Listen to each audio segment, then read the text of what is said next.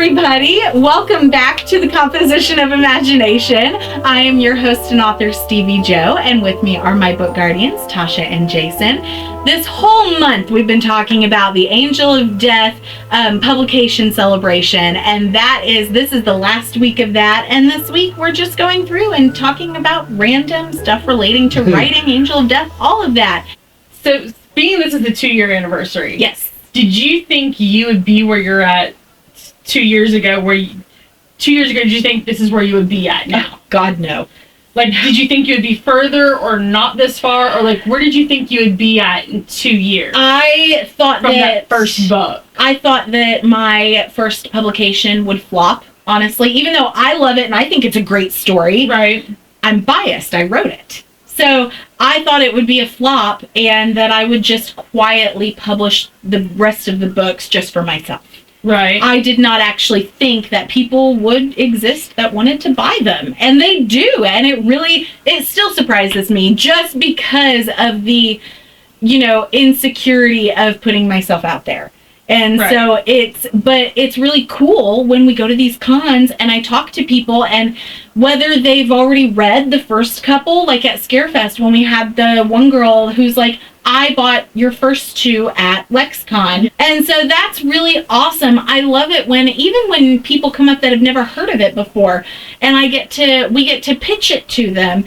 I love seeing their reaction of, wow, this really is something I would read. It's really cool to see people overcome that and go, wow, you're right, I really would read this. Yeah. It seems like it'd be super cool to read. And I'm like, here, buy one. Yeah.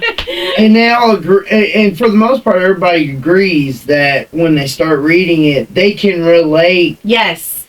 It's a very relatable story and book. Just use the characters. Yeah.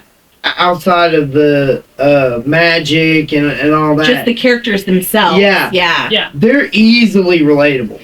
And I have been told by a couple people, actually, I first heard it from my husband, but then as we've met people and I've encountered people who have read them, they've told me one of the most realistic things in the book are the conversations that people have. Mm-hmm. Yeah. Because, Gary has told me before, how whenever I read where 2 people are arguing, he gets really uncomfortable because he's like, I feel like I'm actually in the room listening to them and I shouldn't be. Yeah. And I'm like, well, that's kind of the point.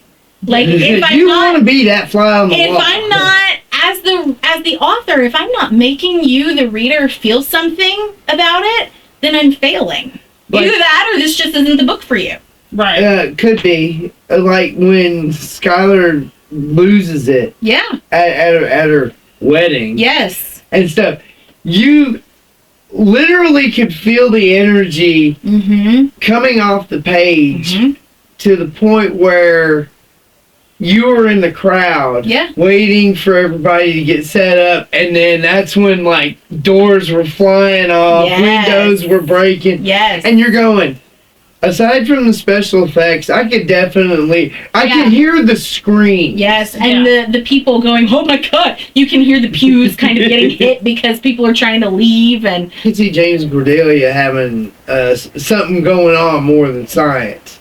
Because, and the reason I say this, one, they work together all the time. Yeah. Even though James doesn't seem to me like he's the science type. No. But yet he's always down there like he knows what's going on and it's stuff. The facade. He likes, how these politicians are. They put up the facade that they know everything. And I was like, wait a minute, don't know. He really, I don't care how much money he has. Mm-hmm. He has no business being down there because he's a politician. Well, that's just like whenever they had to put Julia on dialysis to filter out what Lilith had done to her and turned her to this wild feral creature. And he was like, oh my God, you did it. You cured her. And Cordelia's like, you can hear her in her mind going, this dumb son of a bitch knows nothing. Actually, knows nothing. That is very true because that was it. Oh, you cured it? No. Yeah, because her next remark is, well, no. this is what dialysis does, and she is stuck on this until we get a cure. So, that was a part of the book that actually got me to laugh a little bit, because even though she was being dead serious when she responded, yeah, she was really cracking a joke at the same time. Yeah. And you were going into Lexicon and putting it out there and everything. Did you really feel like you were on solid ground, or was it more, well, we'll see which way the wind blows? A little bit of both. Yeah. The hard part about going to Lexicon that first time last year was the uncertainty of how the sales would work, because like we said a couple weeks ago in a video, it's so different on this side of the table. Yeah. So different. As the attendee, you don't look at the tables and the vendors there and think, I wonder how comfortable they are, and if they went into this knowing that it would be successful or not. Like, you don't think about that. And they ate. Yeah. Have they gone to the bathroom recently? And then all of a sudden you're on the other side of the table and you're going, oh my God, what's my game plan? And I think we all kind of had a little moment of that. Yeah. So it was a little bit of, there's a few cracks on the pavement where I'm walking, but if I step around them, I think I'll be okay, because we were all thankfully there to support each other. Probably wouldn't have done it if I had to be by myself. Yeah. I don't think, I probably could have, but it would have been really hard. It's just been a huge learning curve for all of us. Yeah. And I am really curious how, I know you guys are going to do great at the Imaginarium. That's the convention where I'm a panelist in Louisville.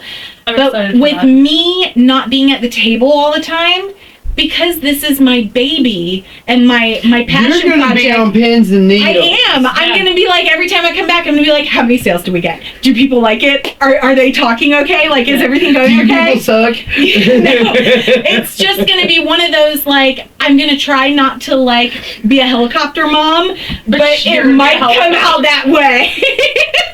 Just because this is my boss.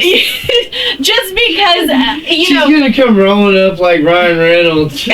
How many sales you make? Yeah. What are we doing? Because of the passion that I have for it, and all the effort and energy and blood, like almost literally blood, sweat, and tears. Yeah, by the time the Imaginarium comes around, book 5 will have been released just a month before. Books. Yeah. Yeah. And we're going to be able to sit there and go in and be like, look here. Yeah. And for the Imaginarium, we'll be there all 3 days, and there are no celebrities like this where you go and it's all creatives, filmmakers, artists, writers, all of these creatives that come together, and they like pitching their stuff and selling their stuff. And so we're going to be in a really cool, I'm very excited because I've never even been to the Imaginarium, but I've heard it's really cool. And it's their 10-year anniversary, so plug for Imaginarium. And they're going to, it's going to be really cool because we'll be in that, I say the Comic-Cons or the comic convention type arena is a very communal place. Well, this will be more so because it's even more niche than what we're already doing. So I think that's going to be super fun, and I am so looking forward to it. When we get closer, I'll be posting more information because the Imaginarium is still getting people as panelists and stuff right now. So there's still... You gonna be okay? Yeah. Yeah. I gotta leave for a second. I sense a disturbance in the force. I'll be at the panel and just be like, oh God, I hope everything's going okay. Are you okay, Stevie Joe? I'm good. I'm just worried about the books. I'm good. No, nothing against their selling. I just, when I'm not there, it's that, like, I just worry. Yeah, we sit there and go oh away. God, they kick me out, and I'm gone for less than 5 minutes, and I'm back, and they're like, really? Did you eat? Did you go to the bathroom? Did you do stuff? Go do something. We have to get her husband to sit there and trick her into walking away. The good thing is now, he's part of the WKGB, so I've got other people I can pester to try to take my mind off of. And the WKGB will be at the Imaginarium as well. So really?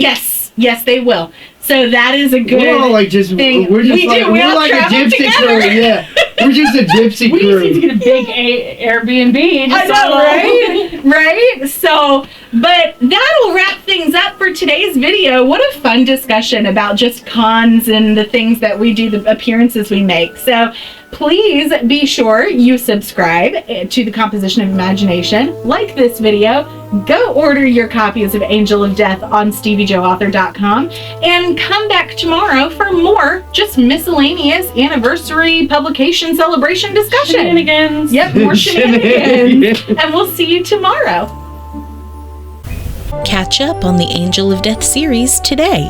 The first 4 entries are now available directly at StevieJoeAuthor.com.